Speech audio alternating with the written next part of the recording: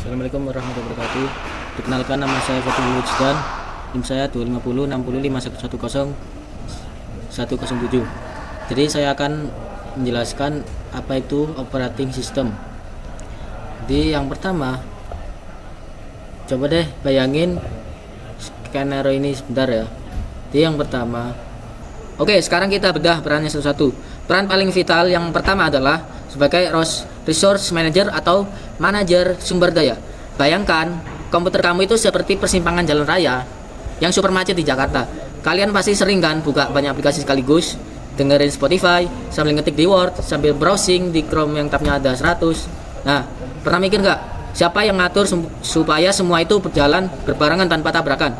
Padahal prosesor CPU itu cuma bisa mengerjakan satu hal dalam satu waktu yang sangat cepat loh. Nah, disinilah OS bertindak sebagai polisi lalu lintas. Dia melakukan scheduling. Dia berkata kepada Spotify, oke Spotify, kamu jalan dulu 1 detik. Habis itu giliran Chrome, terus Word. Itu dilakukan bergantian dengan super cepat sampai kita merasa semuanya jalan bersamaan. Kalau nggak ada yang ngatur, komputer bakal hang total. Nah, selain CPU, OS juga jadi tukang parkir buat memori atau RAM kamu. Saat kamu buka game berat, misalnya Mobile Legends atau PUBG, OS nyiapin lahan parkir di RAM. Nah, lalu pas gamenya kamu tutup, OS-nya langsung nyapu bersih lahan itu supaya bisa dipakai di aplikasi lain. Anggap saja baru beli mobil sport yang paling mahal di dunia. Mesinnya V12, bodinya aerodinamis, lalu catnya yang mengkilap, dan bensinnya terisi dengan penuh. Keren kan? Tapi ada satu masalah. Mobil itu tidak mempunyai setir, tidak ada pedal gas, dan tidak ada pedal rem, dan tidak ada supirnya. Pertanyaannya adalah, bisakah mobil itu membawamu jalan-jalan? Itu tidak. Mobil semala itu akan menjadi pajangan besi yang diam di garasi. Nah, prinsip yang sama persis berlaku buat HP yang lagi kamu pegang atau laptop yang ada di mejamu sekarang. Tanpa satu komponen lunak ini, prosesor canggihmu, RAM besarmu, itu semua cuma tumpukan logam, plastik, dan silikon yang dialiri listrik, yaitu benda yang mati. Lalu, siapakah komponen misterius yang memberikan nyawa pada benda mati itu? Ya, benar sekali. Kita akan bicara soal sistem operasi. Peran yang kedua, itu melayani software. Kalau tadi kan ngurusin hardware, sekarang OS harus mengurus data dan aplikasi kamu. Pertama, OS itu seperti pustakawan. Kalian pasti punya ribuan foto, video, dan dokumen kan? Bayangkan, kalau semua file itu ditumpuk jadi satu gunungan kertas tanpa label, pasti stres nyarinya. Nah, OS punya fitur yang namanya file management.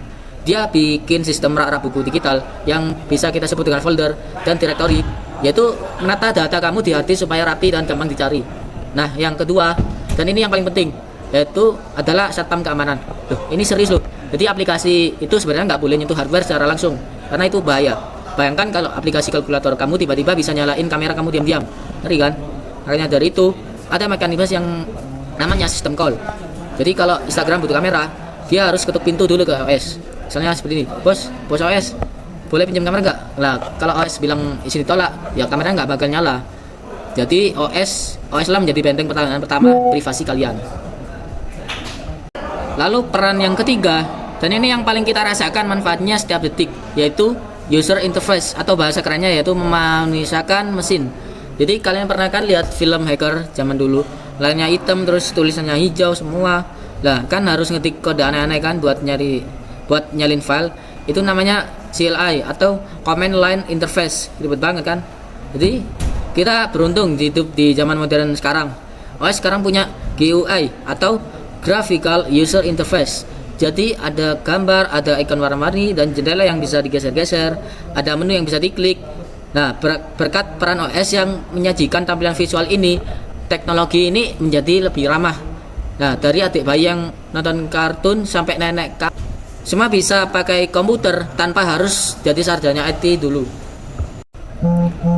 Jadi teman-teman, sistem operasi itu adalah bos besar yang tak terlihat. Dia yang mengatur lalu lintas di prosesor, dia yang membagi jatah memori, dia yang menyimpan rahasia file kamu, dan dia juga bikin wajah komputer jadi cantik dan mudah dipakai. Sistem operasi terbaik adalah yang kehadirannya tidak kalian sadari. Dia bekerja diam-diam dalam senyap, memastikan pengalaman kalian mulus tanpa hambatan. Nah, lanjutkan pembahasan itu mereview jurnal yang kemarin. Di jurnal ini berjudul Operating System Concept for Configurable Computing. Penulisnya yaitu João Canas Ferreira dan João M. P. Cardoso. Tahun terbitnya 2016. Sumbernya yaitu International Journal of Configurable Computing dari penerbit Hindawi. Jadi ini terindeks Scopus Q3 score 2.1. DOI-nya itu 10.1155 strip 2016 strip 24789007. Tujuan penelitian ini yaitu operating system dalam mengelola hardware atau FPGA dan mendukung eksekusi software aplikasi, yaitu menyajikan survei literatur dan mengusulkan kerangka OS yang ideal untuk reconfigurable computing. Permasalahan utamanya itu OS tradisional tidak mendukung partial reconstruction FPGA. Terus yang kedua, kurangnya abstraksi hardware dinamis untuk developer software. Terus yang ketiga, tantangan scheduling hybrid antara CPU dan FPGA. Terus yang keempat, risiko keamanan akibat konfigurasi ulang runtime. Jadi saya akan menjelaskan apa itu FPGA yang barusan saya bilang tadi. FPGA yaitu Field Programmable Gate Array. Itu sebuah chip hardware yang bisa diprogram ulang untuk menjalankan fungsi elektronik tertentu. Biasanya dipakai di robotik seperti AI, perangkat jaringan, dan sensor, kamera, dan sistem industri. FPGA bekerja di level logika digital seperti AND, OR, flip-flop, dan clock, bukan di level software. Dan apakah FPGA termasuk OS? Yaitu bukan. FPGA berada di bawah OS, bahkan digunakan tanpa OS sama sekali. Relasi FPGA antara dengan OS yaitu FPGA itu adalah perangkat fisik. Terus OS berjalan di CPU seperti Windows, Linux, dan Android. Kadang FPGA bisa diakses lewat driver OS, tetapi FPGA tidak menjalankan OS. Terus analogi sederhananya adalah OS yaitu otak software dan FPGA itu adalah otak elektronik yang bisa dibentuk ulang sesuai kebutuhan. Itu hal yang berbeda. Itu metode penelitian. Jadi literatur review and survey, terus analisis 50 plus paper. Jadi modelnya itu Recon OS for PH, Fuse, HTH, REDS, dan pendekatan kuantitatif. Objek kajiannya yaitu reconfigurable computing berbasis FPGA, interaksi OS, hardware, software, partial reconfiguration, test migration, dan hardware acceleration. Di hasil utamanya yaitu OS harus hardware aware dan mendukung partial reconfiguration. Terus yang kedua, scheduler hybrid, yaitu CPU plus FPGA itu tingkatkan performa hingga 10 kali. Lalu abstraksi tinggi itu OpenCL, yaitu memudahkan developer. Dan yang terakhir, keamanan kunci, yaitu isolasi bitstream antar aplikasi. Di kontribusi ilmiahnya yaitu klarifikasi lengkap OS untuk RC. Dan yang kedua, rekomendasi arsitektur 3 lapisan, HAL, kernel, dan ke user space. Yang ketiga, dasar penelitian cloud FPGA dan AI accelerator. Keterbatasan dan kekurangan diterbitkan pada tahun 2016, tidak dibahas perkembangan pasca tahun 2016.